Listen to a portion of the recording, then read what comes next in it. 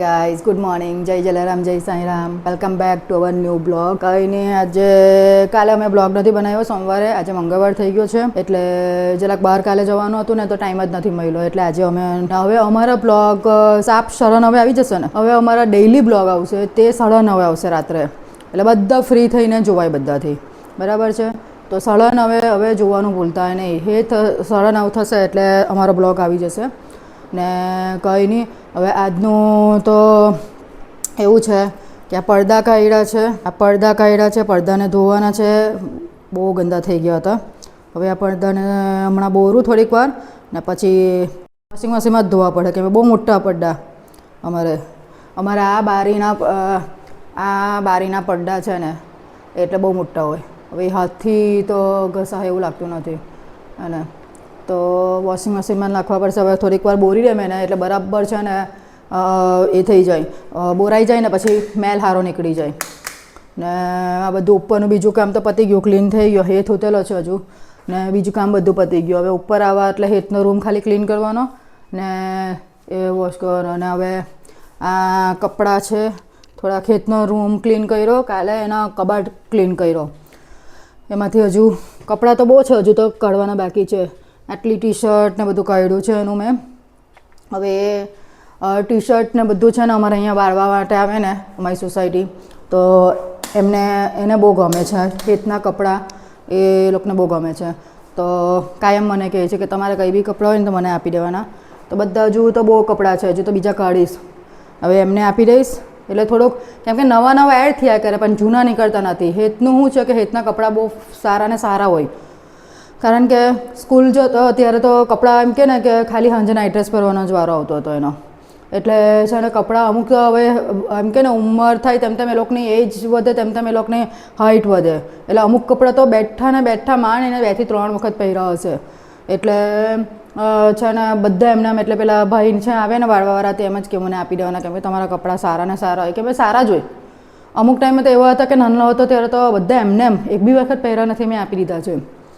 એટલે હવે આજે વોશિંગ મશીનમાં કપડાં લખી દે ને બાકી એટલે હવે એને નવા કપડાં એડ થયા ગયા. એટલે મારી મમ્મી લોકો અત્યાર સુધી કપડાં લાવતા ને મેં લોકો કહેતી જ, મેં કહું તમારા કપડાં લાવવાના જ નહીં, કારણ કે એ મોટો થયા કરે ને અહીંયા પહેરવાનો વારો જ નહીં આવે. એને સાંજ પડે એટલે સ્કૂલથી આવે ને એટલે તો હીધો એ છે ને નાઇટ ડ્રેસ જ પહેરી દે, એટલે કપડાં એમને એમ રહે. આ વખતે મેં કીધું છે કે લાવજો, કારણ કે હવે કોલેજમાં એને કપડાં પહેરવા પડે નવા યુનિફોર્મ નહીં હોય. એટલે તમે કહો આ વખતે તમે લાવજો ને તમારે મને આવીને મેં કહું કે પૈસા જ આપી દેવાના. એટલે એને જે લેવું હોય ને તો જ્યારે મન થાય ત્યારે લઈ લે.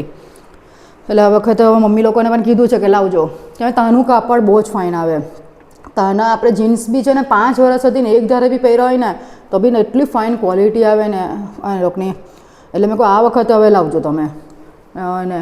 તો કંઈ નહીં, ચાલો હવે નીચે જામ, કામ પતાવું. હજુ નીચેનું બધું બાકી છે, હજુ ગઈ જ નથી ઉઠી પછી. નીચે જઈને બધું કામ પતાવું, ચા મૂકું ને આ બધું કપડાં ને એવું બધું વોશિંગ મશીનમાં નાખું એટલે કામ પતે. તો મળીએ, ચાલો બાય. ગાઈસ નાહી લીધું, બહુ લેટ હોય. આજે ખબર ને હું તો એનું કામ કરવાનું મૂડ જ નહીં આવતું હતું. બધું એટલું ઓછું હતું કામ તો પણ છે ને એમ નહીં થાય કે હવે કંઈ કરવું ની. કાલે લેટ ઉઠેલી તો બધું પતી ગયું ને આજે છે ને વહેલી ઉઠી તો હેતને મેં એમ જ કેમ આજે ખબર નહીં કંઈ વહેલું કામ બી નથી પતતું ને કામ કરવાનો કંટાળો આવતો છે કે મેં ખબર નહીં ગરમી એટલી છે ને વરસાદ તો પડું થઈ રહેલો છે. આજે મેં કહું પડદા ધોયા ત્યારે વેધર છે ને એવું થઈ ગયું છે કે અત્યારે પડશે વરસાદ ને. મેં કહું પછાડી તમને પડદા નહીં દેખાતા હશે, અહીંયા ચાદર નહીં દેખાતી હશે, કારણ કે ચાદર બી ધોવા કાઢી. મેં કહું હવે છેલ્લો તડકો છે તો બધું જરા ખરખું ધોવાઈ જાય ને પછી બધી વાસ મારે, મજા નહીં આવે. અને એટલે અત્યારે એક બીજી ખુશીની વાત આવી કે એનું કોલેજમાંથી લિસ્ટ આવ્યું ને નામ આવી ગયું છે, તો હવે ફી ભરવા જવું પડશે, આ બધામાં દોડવું પડશે હવે. તો કંઈ નહીં, આ વખતે અમે તમને કોલેજનું નામ તો હવે નહીં કહેશું પણ તમને ત્યાંનું બધું બતાવીશું. કાલે હવે જવું પડશે અમારે, તો હવે જઈએ કાલે. અત્યારે હેત છે, હા સલામ હવે બસ એ હમણાં મૂવી ધુરંધર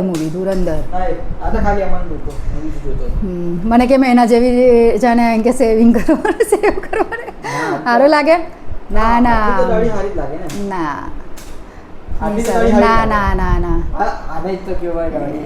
ના આટલી આનાથી બી જરાક આછી હોય ને તે તારી તે જ મસ્ત દેખાય તને. એટલે આખી ઊભી જાય ને પછી હારી દેખાય બધી, કેમ કે દોસ્તા લોકો ના ના આ જ તને સારું લાગે. પણ છે ને જરાક આમાં ગુડ છોકરો દેખાય. પેલામાં પકડીને લઈ જાવ આતંકવાદી સમજીને. એ હજુ પોસાય, આતંકવાદી રહીને મરો. ના શું કામ છે પણ આપણે એટલે અત્યારે તે ઉઠીને એને તમે જરાક બજારમાં મોકલેલો હતો, દંડનું લેવા કે દંડનું આપવા તે આપીને આવ્યો. એને તાજી તાજી છે ને તાજી રોટલી બનાવો ને તે બહુ ભાવે, તે એને ખાઈ લીધું છે. વાગ્યા છે અત્યારે કેટલા વાગ્યા અને વાગ્યા છે 12:30 ને 5 થઈ છે. હવે થોડીક વાર એને જમ્યા, કેમ કે અત્યારે તેને રોટલી ખાધી છે ગરમ ગરમ, એને રોટલી બહુ જ ભાવે એટલે તે બનાવીને આપી ને હવે થોડીક વાર એને જમીએ. હવે વોશિંગ મશીનમાં પડદા તો લાગ્યા છે પણ બહુ મજા નથી આવતી, એટલે મારે એવું લાગે છે કે બહાર જ ધોવડાવવા પડશે. હવે દિવાળી પર જ ધોવડાવવા મસ્ત બહાર, એ સારા એ લોકો ધોઈ, કેમ કે આ વોશિંગ મશીનનું મને એમ બી પહેલેથી બહુ નથી ગમતું ને છે ને બહાર ખુલ્લેથી ધોવાય નહીં, એટલી જગ્યા નથી તો નહીં મજા આવે. કે મેં બહુ મોટા પડદા એટલે ધોઈ ન કેવી રીતે ધોઈ.